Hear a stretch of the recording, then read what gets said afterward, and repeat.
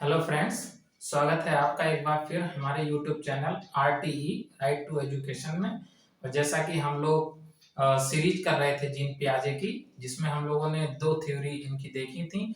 एक है four stage theory और एक है four factor theory. Four factor theory को हम लोग पहले ही स्टडी कर चुके हैं। हम लोगों ने ट्रिक देखा था मूर्ख एक से एक में, जिसमें M for maturation, E for experience और S for social learning, social interaction and E for equilibration था। लेकिन अब हम लोग जो देखने जा रहे हैं वो है फोर स्टेज थ्योरी, जिसकी दो स्टेज हम लोग ऑलरेडी देख चुके हैं। पहली थी सेंसरी मोटर स्टेज, इंद्रिय गामक अवस्था, और दूसरी थी प्री ऑपरेशनल स्टेज, पूर्व संक्रियात्मक अवस्था। आज हम लोग कॉन्क्रीट ऑपरेशनल स्टेज को देखेंगे, जिसे मूर्त संक्रियात्मक अवस्था कहते हैं, और एक फॉर्मल ऑपरेशनल स्टेज, जिसे औपचारिक संक्रियात्मक अवस्था कहते हैं।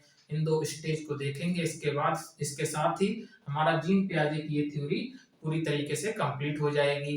तो हम लोग चलिए शुरू करते हैं। तो जीन पियाजे के फोर्थ स्टेज थ्योरी हम लोग कर रहे थे, जिसमें इन्होंने 4 चरण दिए हैं। पहला चरण था सेंसरी मोटर स्टेज, ऐसा ये आपका पहला चरण था, जिसकी हिंदी थी इंद्रिय गामक अवस्था।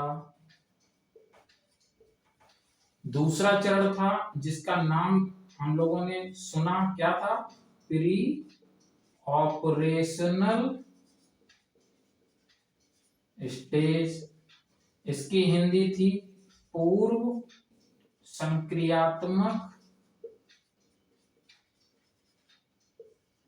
अवस्था। और हम लोगों ने तीसरा चरण था, उसे क्या था? तीसरा चरण कॉन्क्रीट ऑपरेशनल स्टेज, जिसको हम लोगों ने हिंदी में क्या कहा? मूर्त संक्रियात्मक अवस्था। और एक लास्ट स्टेज था, जिसको हम लोगों ने पढ़ा था फॉर्मल ऑपरेशनल स्टेज। इसको हम लोगों ने हिंदी में कहा औपचारिक संक्रियात्मक अवस्था। ये हम लोगों ने 4 स्टेज हम लोग डिस्कस कर रहे थे जीन पियाजे की थ्योरी में। जीन पियाजे ने थ्योरी दी है बालक के कॉग्निटिव डेवलपमेंट के संदर्भ में। कॉग्निटिव डेवलपमेंट का मतलब है संज्ञानात्मक विकास के संदर्भ में। तो सेंसरी मोटर स्टेज को हम लोगों ने कहा कि ये 0 to 2 ईयर के आसपास लगभग होती है। इसी को हम लोगों ने इन्फेंसी बोला था। हम लोग नॉर्मली इन्फेंसी यानी शेषवा अवस्था के रूप में पढ़ते हैं, शेषवा अवस्था के रूप में पढ़ते हैं। पूर्व संक्रियात्मक अवस्था ही एक्चुअली हम लोग पढ़ते हैं, वो है अर्ली चाइल्डहुड के रूप में, अर्ली चाइल्डहुड के रूप में। इसको हम लोगों ने कहा पूर्व बाल्यावस्था, पूर्व बाल्यावस्था। इसका उम्र हम लोगों ने रखा 2 to 6 ईयर के आसपास। फिर हम लोग पहुंचे कॉन्क्रीट ऑपरेशनल में। इसको हम लोगों ने कहा लेटर चाइल्डहुड। इसको हम लोगों ने हिंदी में कहा उत्तर बाल्यावस्था, उत्तर बाल्यावस्था। तो इसका उम्र हम लोगों ने रखा 6 to 11 ईयर अराउंड। इसके बाद ये था फॉर्मल ऑपरेशनल। इसमें आपका आ जाता है एडल्टहुड और एडोलिसेंस, एडोलिसेंस। तो इसको कहा किशोरावस्था और वयस्क अवस्था, दोनों ही इसमें आ जाते हैं। तो ये 4 स्टेज हैं। जीन पियाजे ने बालक के संज्ञानात्मक विकास कैसे होता है चरणबद्ध तरीके से रखा है। जीन पियाजे चाहे कोई भी विकास हो, चाहे संज्ञानात्मक विकास ही हो, सभी को कंटिन्यूअस न मानकर डिसकंटिन्यूअस मानते हैं, क्योंकि उन्होंने बालक के संज्ञानात्मक विकास को अध्ययन करने के लिए उम्र के आधार पर बांटा है। जैसे हम देख पा रहे हैं, जो प्रारंभिक उम्र है उसको इन्होंने सेंसरी मोटर बोला, लेकिन उम्र के आधार पर। ऐसे ही पूर्व संक्रियात्मक अवस्था को भी इन्होंने उम्र के आधार पर ही वर्गीकरण किया है, और यहाँ भी इसी हिसाब से किया है। इन सेंसरी मोटर स्टेज को और प्री ऑपरेशनल स्टेज को हम लोग बहुत ही डिटेल में प्रीवियस लेक्चर में देख चुके हैं। आप लोगों से रिक्वेस्ट है कि आप लोग यह लेक्चर देखने से पहले प्रीवियस लेक्चर प्लेलिस्ट में जाकर complete CDP bye Prem Kumar में देखिए, तो आपको ये वाला लेक्चर अच्छे से समझने में आसानी होगी। तो हम लोग आज जिस पर डिस्कस करना है वो है कंक्रीट ऑपरेशनल। तो कंक्रीट ऑपरेशनल को हम लोग मूर्त संक्रियात्मक अवस्था के रूप में तुलना करते हुए पढ़ते हैं, तब हमें ज्यादा समझ में आता है। तो हम लोग इसको तुलना करते हुए पढ़ेंगे। तो हम लोग शुरू करते हैं कंक्रीट ऑपरेशनल को। कंक्रीट ऑपरेशनल स्टेज, इसको हम लोगों ने कहा मूर्त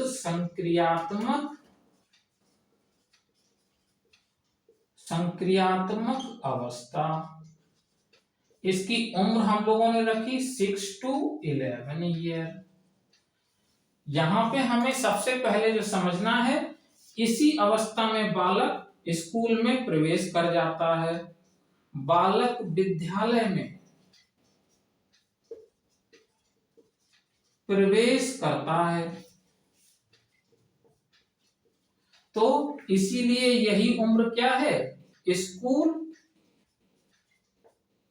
की उम्र है। ये कौन सी उम्र है, स्कूल की उम्र है। इसी को स्कूल एज भी कह देते हैं। और इसी की तुलना करते हुए हम लोग पूर्व संक्रियात्मक अवस्था यानी प्री ऑपरेशनल स्टेज, जिसे हम लोग पहले देख चुके हैं, उसे प्री स्कूल एज कहते हैं। यहाँ पे कंक्रीट ऑपरेशनल में कंक्रीट से मतलब है ऑब्जेक्ट से। ऑब्जेक्ट कैसा, जो कंक्रीट हो। कंक्रीट बोले तो ठोस हो, अगर ठोस होगा तो दिखाई देगा, अगर दिखाई देगा तो बालक इसके संदर्भ में तर्क लगा पाएगा, बालक तर्क कर सकेगा। और ऑपरेशनल का यहां पे मतलब है संक्रियाओं से। संक्रियाओं का मतलब है तर्क, रीजनिंग। तो इससे हमें बात समझ में आ रही है कि इस अवस्था का जो बालक है वो मूर्त वस्तुओं को लेकर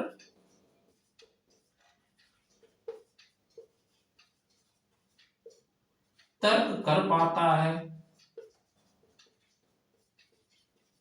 जैसे आप उसको 2 पेन दिखाइए, 3 दिखा दीजिए, 4 दिखा दीजिए, मैं कहता हूं पेन 1, पेन 2, पेन 3, पेन 4, वो देखकर ऑर्डर में लगा देगा कि भाई सबसे छोटा ये है, फिर उसके बाद ये है, फिर उसके बाद ये है, फिर ये है।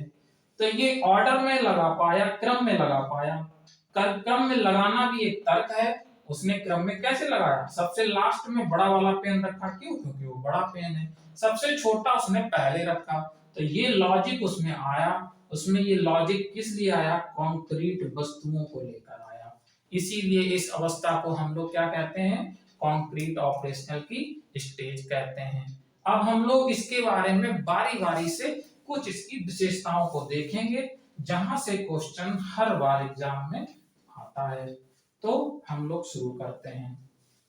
उससे पहले हम थोड़ा सा पानी ले लेते हैं।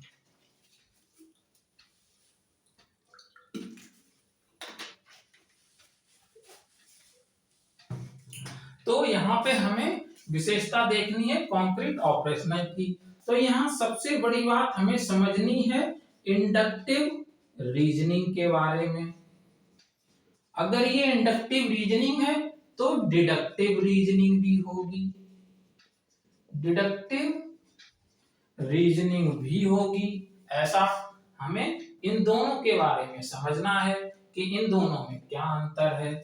जब हम बच्चे को संज्ञा की परिभाषा बताते हैं, संज्ञा की परिभाषा, तो कैसे बताते हैं? क्या हम डायरेक्ट उसे परिभाषा बता देते हैं? नहीं, तो क्या करते हैं? पहले उदाहरण देते हैं,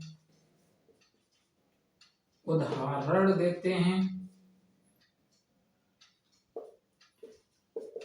हैं जैसे फॉर एग्जांपल के लिए कि जैसे बेटा आपको क्या दिख रहा है, तो बच्चा कहेगा मेज है, चेयर है, कमरा है, फैन है, ये सब चीजें हैं, पोस्टर्स हैं। तो फिर बाद में हम कहेंगे बेटा जितनी भी चीजें आपको दिखाई देती हैं वो क्या होती हैं? नाउन होती हैं, संज्ञा होती हैं। तो लास्ट में हमने क्या बताया? उसको परिभाषा बता दी। इसका क्या मतलब हुआ? इंडक्टिव मेथड में हम लोग एग्जाम्पल टू डेफिनेशन जा रहे हैं, उदाहरण से परिभाषा की ओर जा रहे हैं, उदाहरण से परिभाषा की ओर जा रहे हैं। किस अवस्था में बात कर रहे हैं हम? कॉन्क्रीट ऑपरेशनल की स्टेज में बात कर रहे हैं। हम लोग इंडक्टिव मेथड का यूज करेंगे, यानी कि यही वो अवस्था है प्राथमिक स्कूल की अवस्था। प्राथमिक स्कूल, तो बच्चा प्राथमिक स्कूल में आता है तो सीधे परिभाषाएं थोड़ी बता दी जाती हैं। क्या करते हैं हम लोग? पहले कुछ उदाहरण बताते हैं, एग्जाम्पल देते हैं, बच्चा उनको महसूस करता है, छूता है, देखता है, तब वो कहता है अच्छा ये नाउन है, यानी फिर वो परिभाषा को याद करने की कोशिश उन उदाहरणों के माध्यम से करता है। इसी को हम लोग कहते हैं इंडक्टिव रीजनिंग, इंडक्टिव तर्क, इंडक्टिव तर्क। तो छोटे बच्चे के स्तर पर हम लोग इंडक्टिव तर्क से बात करते हैं। क्वेश्चन कई बार सीटेट और केबीएस के एग्जाम में आता है कि एग्जाम्पल टू रूल किस अवस्था में बच्चा जाएगा, तो एग्जाम्पल टू रूल जा रहे हैं।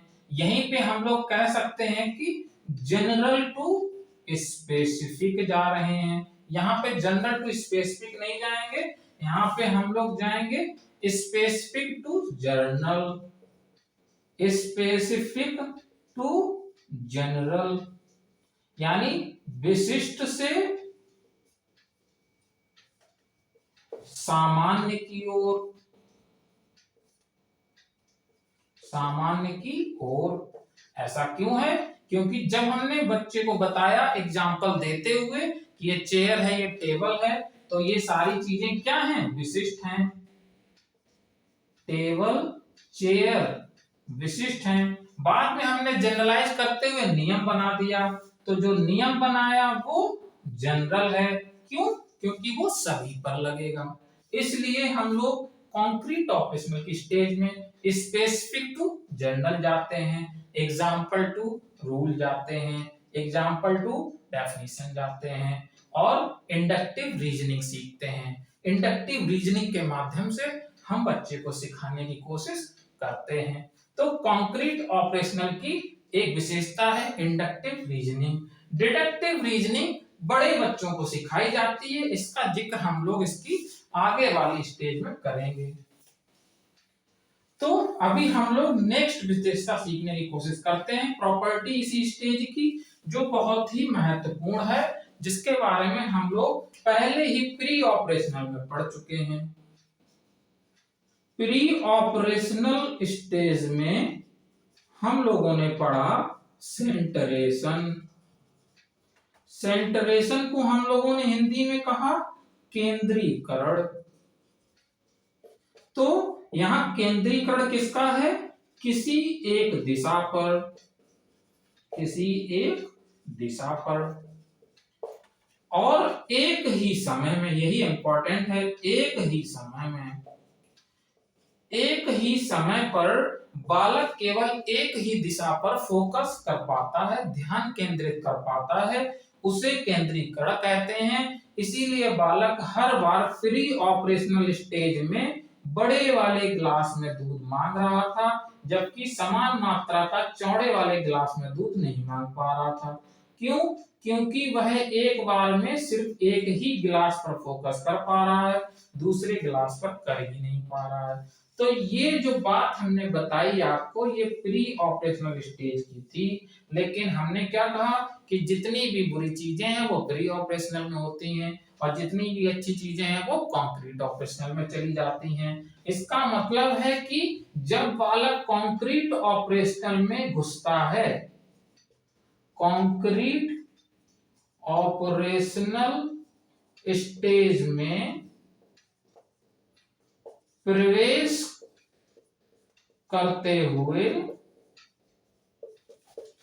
बालक में सेंट्रेशन चला जाता है, सेंट्रेशन चला जाता है, अर्थात अब वह एक से अधिक दिशाओं पर एक ही समय में ध्यान केंद्रित कर सकता है, ध्यान केंद्रित कर सकता है, अर्थात अब वह किसी भी गिलास में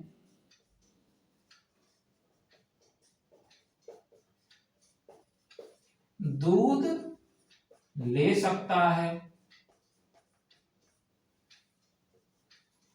मात्रा समान हो तो ये सारी बातें हैं, ये एक दूसरे की तुलना करते हुए हमें समझ में आती हैं। अगर हम पूर्व संक्रियात्मक अवस्था को ध्यान में रखेंगे तो हम कंक्रीट ऑपरेशनल की स्टेज को भी अच्छे से समझ सकते हैं। जैसा कि हम जानते हैं कि केंद्रीकरण की विशेषता प्री ऑपरेशनल स्टेज में होती है, यानी कि उसमें बच्चा एक ही दिशा पर फोकस कर पाता है, जिसकी वजह से वह हमेशा ही बड़े गिलास को मांगता है, क्योंकि वह गिलास की लंबाई पर ही फोकस कर पा रहा है और दूसरे गिलास की चौड़ाई पर उस समय फोकस नहीं कर पाता। जबकि इस गिलास को हटाकर अगर इसे दिखाएंगे तो उसे ये गिलास चौड़ा लगेगा। तो इसीलिए हम कहते हैं कि इस स्टेज में बालक की जो विशेषता है वो सेंट्रेशन की है। लेकिन जब कंक्रीट ऑपरेशनल में जाता है तब वह सेंट्रेशन उसका वहां से चला जाता है, यानी लैक ऑफ सेंट्रेशन हो जाता है, और लैक ऑफ सेंट्रेशन होना ही अच्छा है बालक के लिए।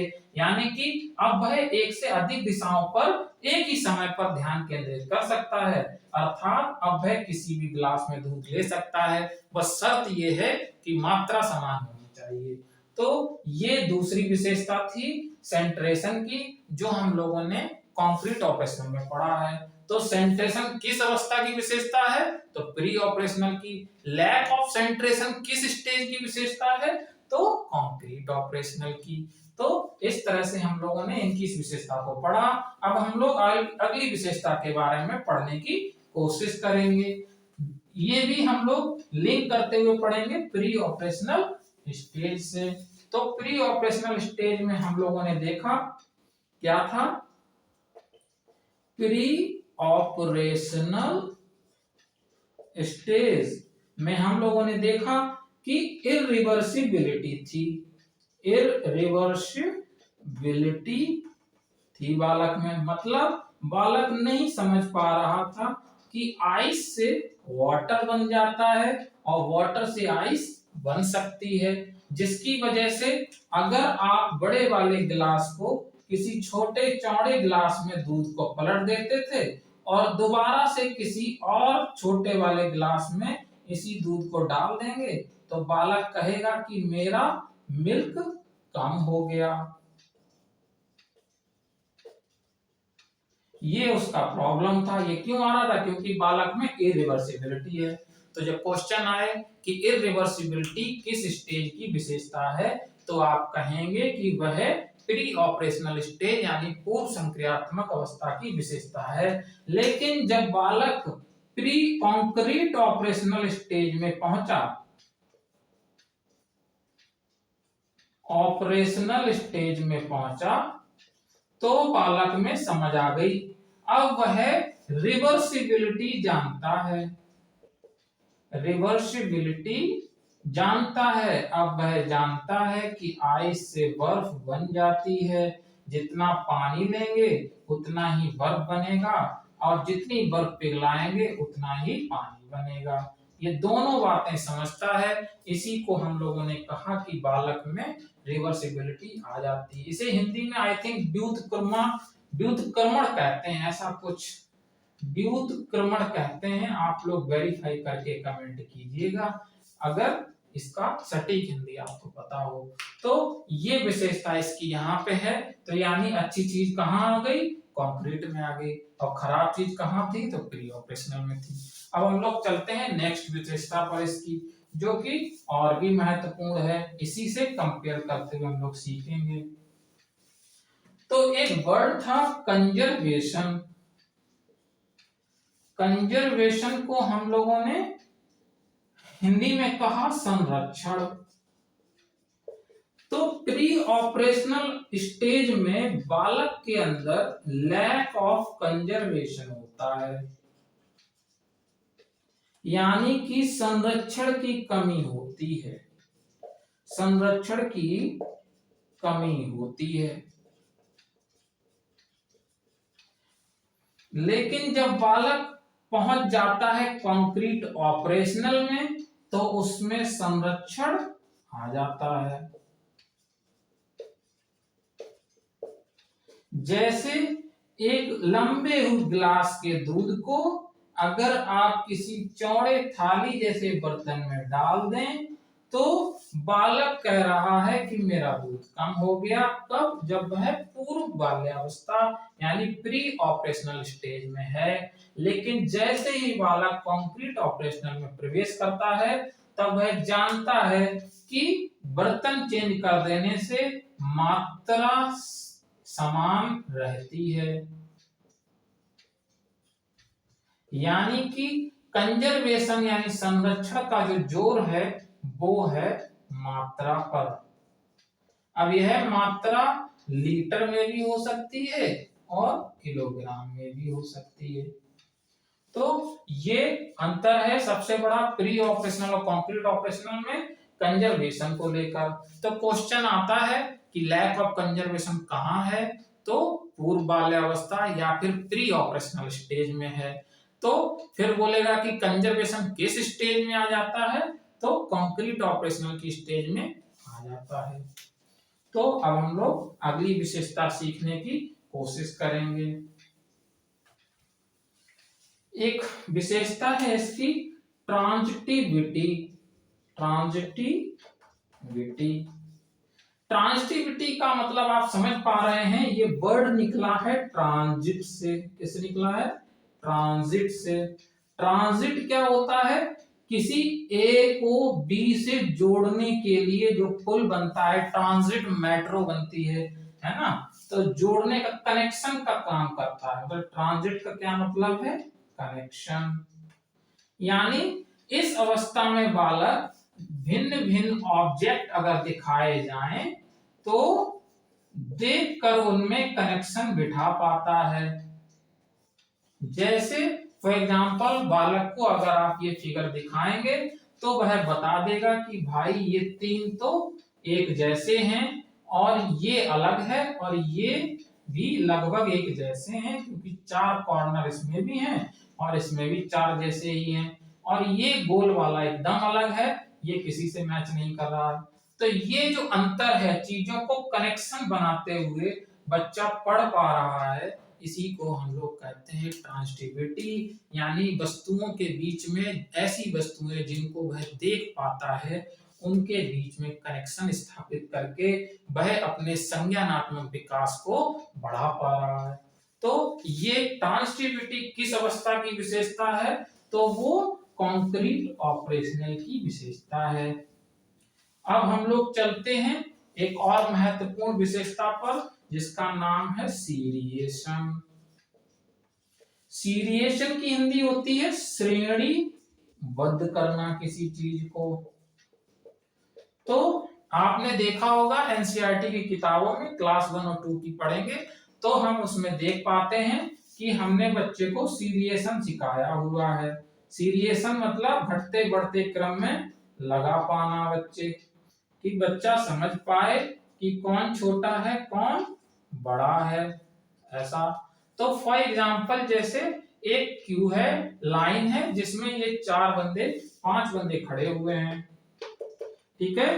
तो बच्चा देख कर बता पाएगा कि ये वाला सबसे छोटा है, ये वाला सबसे बड़ा है, इससे बड़ा ये वाला है, इससे बड़ा ये वाला है, इससे बड़ा ये वाला है, इससे बड़ा ये वाला है। अगर इसको रामू बोलें, इसको सीता बोलें, इसको मोहन बोलें, इसको लालू बोलें और इसको मान लेते हैं प्रेम बोल देते हैं, तो वह ऑर्डर अपने आप लगा सकता है इस तरह से।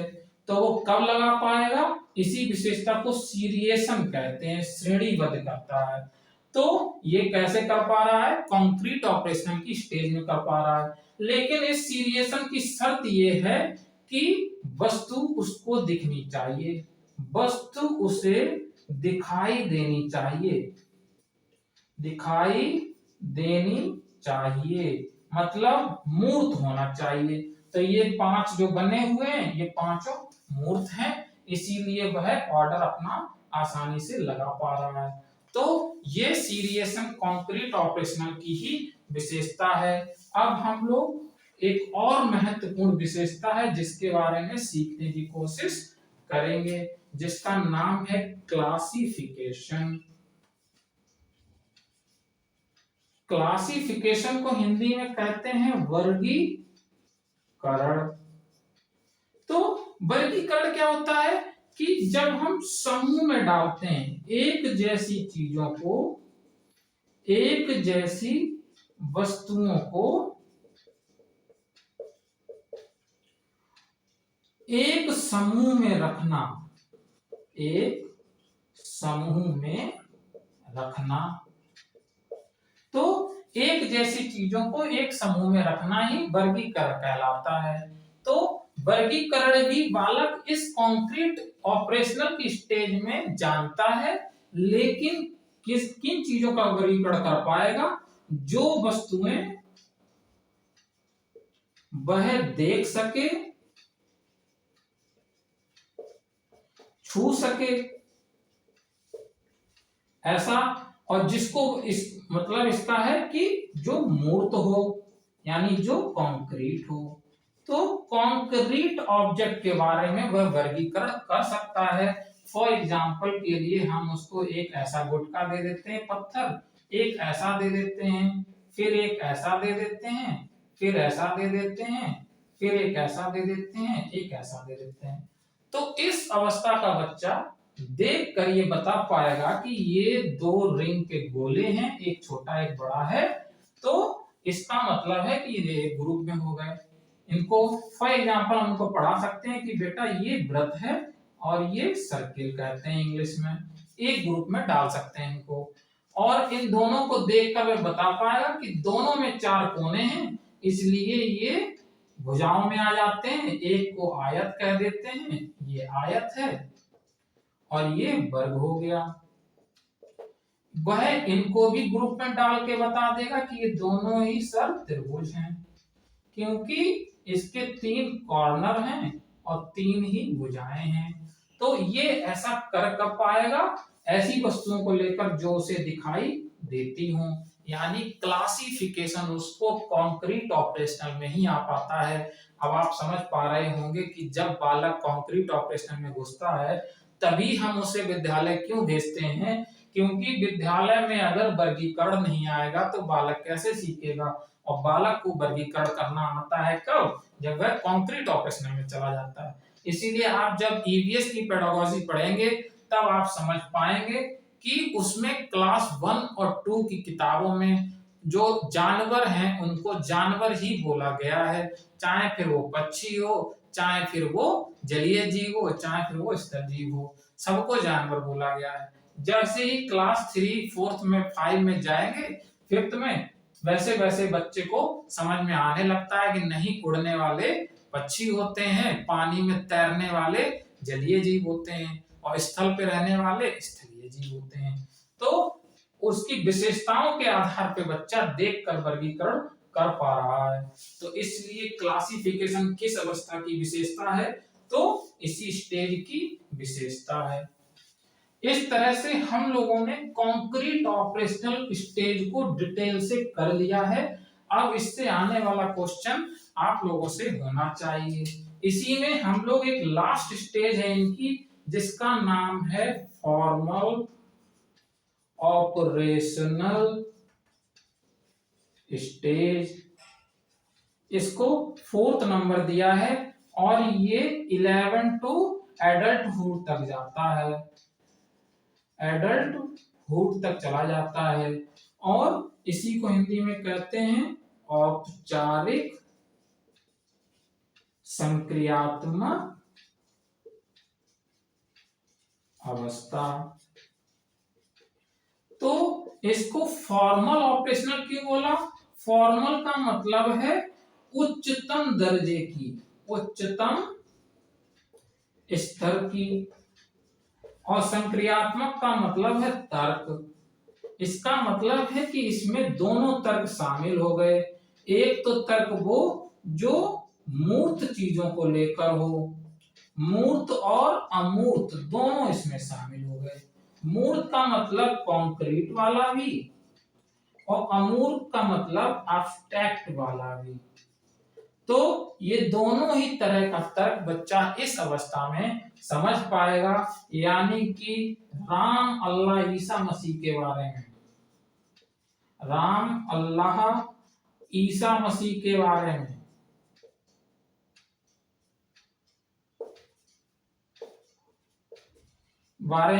समझ पाएगा। पुनर्जन्मों के कंसेप्ट को भी समझ पाएगा, पुनर्जन्मों की संकल्पना समझ पाएगा। क्योंकि भले ही पुनर्जन्म दिखाई नहीं देते, लेकिन बच्चा तर्क लगा सकता है। इसीलिए इस स्टेज को फॉर्मल ऑपरेशनल की स्टेज बोला गया। यहाँ पे एक क्वेश्चन सीटेट और केवीएस में बहुत रिपीट होता है, जिसका नाम जस्ट अभी आने वाला है। इसका नाम है हाइपोथेटिको डिडक्टिव रीजनिंग, ऐसा। तो डिडक्टिव रीजनिंग से आप समझ में आ रहा है आपको, कॉन्क्रीट में हमने कौन सी रीजनिंग पढ़ी? Inductive reasoning. यहाँ हम पढ़ रहे हैं डिडक्टिव रीजनिंग, यानी कि यहाँ हम बालक को डायरेक्ट रूल बता सकते हैं और उसके बाद में एग्जाम्पल 1-2 लिखा सकते हैं। यानी एग्जाम्पल टू रूल जा सकते हैं, डेफिनेशन टू रूल जा सकते हैं, और जनरल टू स्पेसिफिक जा सकते हैं, जनरल टू स्पेसिफिक जा सकते हैं, ऐसा। तो ये बिकॉज ऑफ डिडक्टिव रीजनिंग की वजह से कर पा रहे हैं। हाइपोथेटिको का मतलब है परिकल्पनात्मक, परिकल्पनात्मक। परिकल्पनात्मक का मतलब है कि जो सिर्फ कल्पना में हो, जो सिर्फ कल्पना में हो या फिर अनुमान में हो या फिर भविष्यवाणी में हो।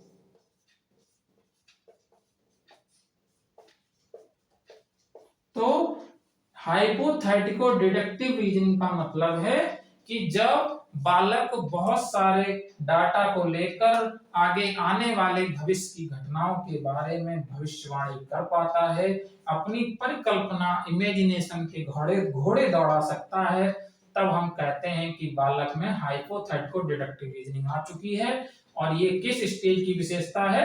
तो फॉर्मल ऑपरेशनल स्टेज, यानी औपचारिक संक्रियात्मक अवस्था की विशेषता है।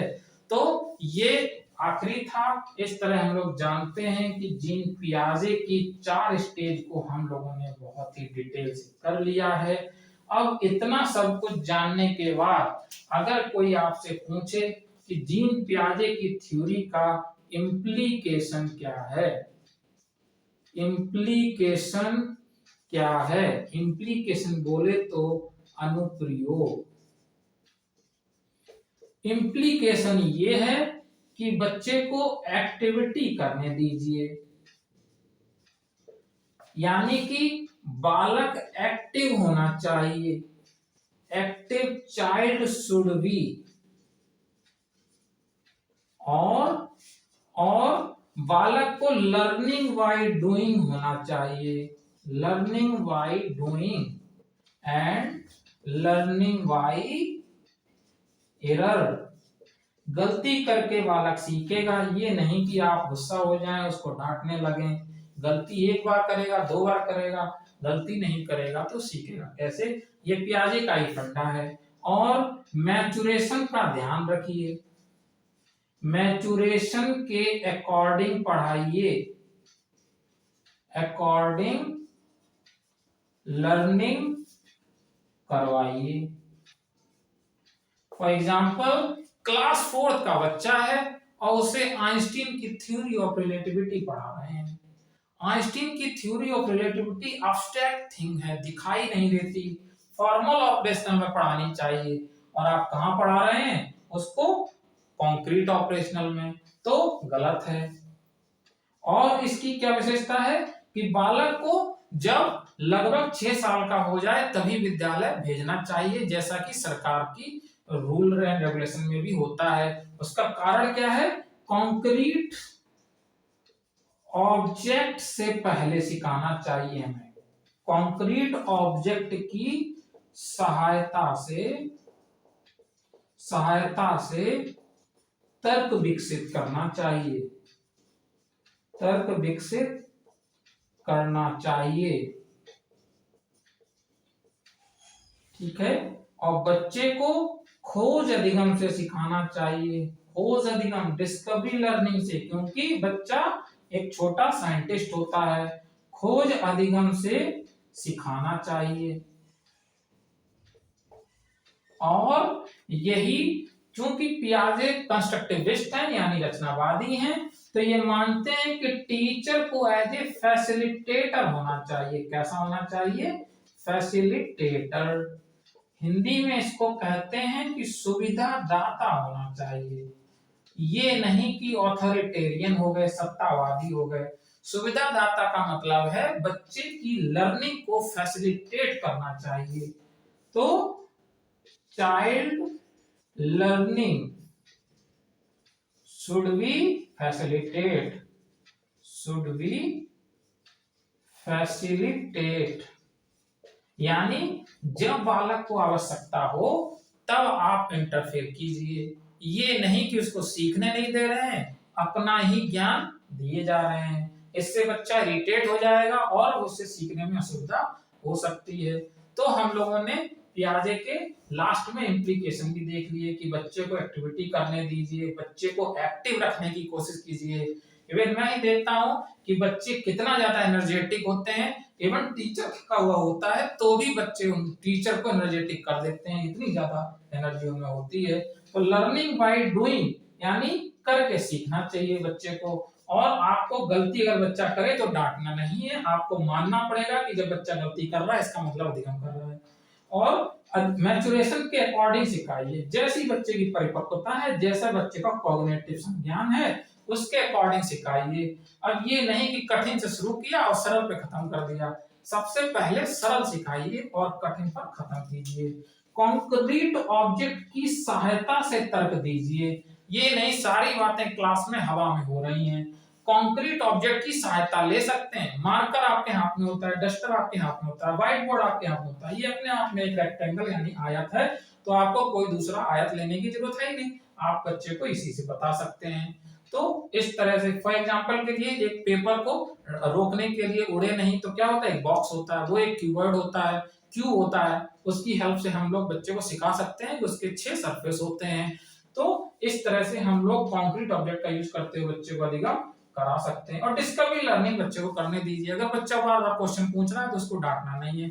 अगर आपको नहीं आता तो खोज करके आइए, कल बताइएगा। और अगर नहीं भी आता है तो कहिए कि मुझे नहीं आता है, ये नहीं कि आप उल्टा उसी को डांटने लग जाएं।